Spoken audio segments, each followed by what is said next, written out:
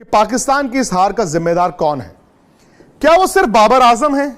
क्या उन्हीं पर आप उन्हीं के सर पर हार का ये ठीकरा फोड़ देंगे, या फिर उनके बाकी स्टार प्लेयर्स हैं जो बड़ी बड़ी बातें करके बड़े बड़े नाम लेकर आए? शायद हम लोगों को भी लगता था, दुनिया को भी लगता था कि पाकिस्तान जो है इस वर्ल्ड कप को जीत सकता है, लेकिन पाकिस्तान का दुश्मन खुद पाकिस्तान था। पाकिस्तान में तो लोग इंतजार कर रहे हैं कि ये टीम कब आएगी, क्योंकि वहां पर तो वर्ल्ड कप शुरू होते ही इस टीम का क्रिटिसिज्म ऐसा शुरू हो गया था, कप्तान बदल दो, खिलाड़ी बदल दो, ये बदल दो, वो बदल दो। दोस्तों, जैसे कि आपने हाइलाइट्स में देख ही लिया है, चंद सेकंड के बाद हम मुकम्मल वीडियो की जानिब भी चलेंगे। पाकिस्तान की वर्ल्ड कप में परफॉर्मेंस के हवाले से विक्रांत गुप्ता ने पोस्टमार्टम किया है और बताया कि इस शिकस्त का जिम्मेदार बाबर आजम है या स्टार खिलाड़ी हमारे शहंशाह अफरीदी मोहम्मद रिजवान, जो कि कुछ खास परफॉर्मेंस का मुजाहरा नहीं कर सके। और पाकिस्तानी मीडिया और साबिक का इसमें कितना हाथ है, बिल्कुल भी सपोर्ट नज़र नहीं आई मीडिया और जो हमारे साबिक खिलाड़ी हैं उस हवाले से काफ़ी गुस्से में नजर आए हैं विक्रांत को। तो आइए हम चलेंगे मुकम्मल वीडियो की जानिब। लेकिन पाकिस्तान में तो लोग इंतजार कर रहे हैं कि ये टीम कब आएगी, क्योंकि वहां पर तो वर्ल्ड कप शुरू होते ही इस टीम का क्रिटिसिज्म ऐसा शुरू हो गया था, कप्तान बदल दो, खिलाड़ी बदल दो, ये बदल दो, वो बदल दो। लेकिन हकीकत यह है कि पाकिस्तान तैयार नहीं था। पाकिस्तान इस वर्ल्ड कप के लिए तैयार कतई नहीं था। शायद हम लोगों को भी लगता था, दुनिया को भी लगता था कि पाकिस्तान जो है इस वर्ल्ड कप को जीत सकता है, लेकिन नहीं। एशिया कप में इस बात का इल्म हो गया था कि यह टीम में इतना दम नहीं है। शायद ये सेमीफाइनल तक जाने वाली टीम थी, लेकिन यह वर्ल्ड कप जीतने वाली टीम नहीं थी। और पाकिस्तान का दुश्मन खुद पाकिस्तान था, क्योंकि वो नूरा कुश्ती लड़ते रहे। जब आप नूरा कुश्ती लड़ते हैं तो आपको यह अंदाजा नहीं होता कि सामने वाला पहलवान कितना मजबूत है, और जब आपको सामने वाला पहलवान दिखता है तो फिर आप डर के ही रहते हैं और उससे मुकाबला नहीं कर पाते। वो हल्की टीमों के साथ अपनी वनडे क्रिकेट खेल रहे थे। बड़ी टीम भी जब आती थी तो बड़ी टीम अपने खिलाड़ियों को आराम दे देती थी। तो आप ये नहीं समझ पाए कि दुनिया कहां है, और ये नहीं समझ पाया पाकिस्तान की वो कहां है। दूसरी बात, इन्होंने इन मुकाबलों को इस्तेमाल भी नहीं किया जैसे बाकी टीमों ने किया। आप कभी रोटेट करते हैं, बड़े खिलाड़ी को आराम देते हैं, फिर दो यंगस्टर्स को ट्राई करते हैं। भाई दुनिया कहती है पाकिस्तान ये क्या टीम लेकर आया, हम कहते हैं भाई यही तो उनके पास है, हमें तो नहीं पता इनके पास और कौन से खिलाड़ी हैं। इसलिए नहीं पता क्योंकि इन्होंने खिलाड़ियों को इस्तेमाल ही नहीं किया। हमें पता ही नहीं चलेगा कि कौन से खिलाड़ी में इंटरनेशनल क्रिकेट खेलने की कैपेबिलिटी थी और किस में नहीं थी। बट उससे ज्यादा इंपॉर्टेंट चीज यह है कि पाकिस्तान की इस हार का जिम्मेदार कौन है? क्या वो सिर्फ बाबर आजम है?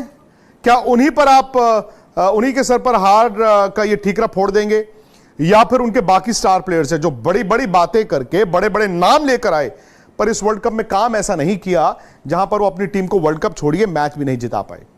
पाकिस्तान कुल मिला के 4 मैच जीता है। एक मैच उन्होंने श्रीलंका को हराया जहां पर उन्होंने 350 चेज किए। श्रीलंका कमजोर था, बट फिर भी आपने 350 चेज किए। फिर उन्होंने नेदरलैंड्स को हराया, ठीक है हल्की टीम थी, बड़ी टीमों से वो हारते रहे।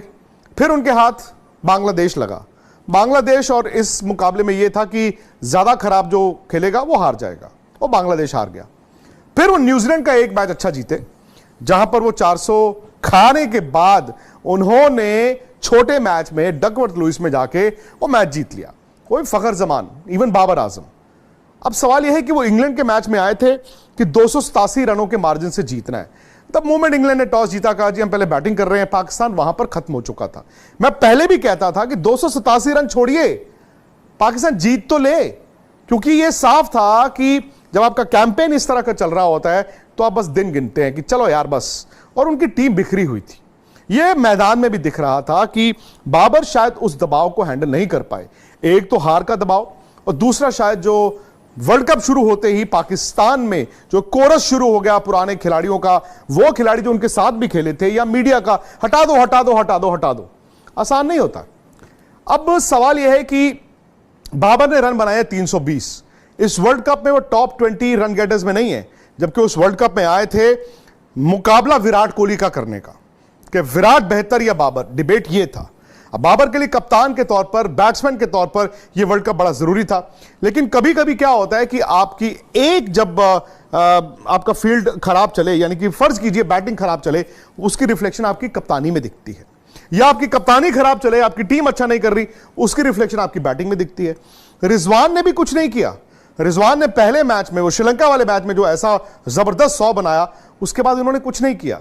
ये तो फखर जमान ने वो जो 2 पारी खेल दी, उनकी टीम यहां तक आ गई, नहीं तो यह भी दिक्कत थी। अब फिर उन्होंने शफलिंग बहुत की। इनके पास स्पिनर्स नहीं थे, 2020 में तो चल जाता है, आपके पास अच्छे फास्ट बॉलर हैं, स्पिनर बीच में आके 8 ओवर डाल देते हैं। और ये चूंकि ज्यादातर खिलाड़ी दुनिया भर की लीग्स 2020 की खेलते हैं, ये 50 ओवर के लिए तैयार नहीं थे। अब सवाल है शाहीन अफरीदी और हारिस रऊफ का।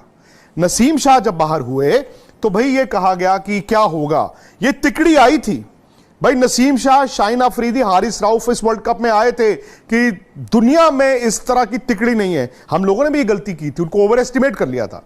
अब देखिए ना, बुमराह, सिराज और शमी जिस तरह से गेंद डाल रहे हैं, क्या मुकाबला भी है। शाहीन अफरीदी की 18 विकेटें हैं इस वर्ल्ड कप में, 18 विकेटें एक वर्ल्ड कप में, यानी कि अभी भी वो टॉप विकेट टेकिंग लिस्ट में है। लेकिन 3 विकेटें हैं अफरीदी की, सिर्फ 3 विकेटें नई बॉल के साथ। अरे तेज गेंदबाज अगर नई गेंद के साथ विकेटें नहीं लेगा तो उनकी टीम कैसे जीतेगी। अगर आपकी सिर्फ 3 विकेटें हैं नई गेंद के साथ, बाकी 15 तो आपने नीचे जाके ली हैं।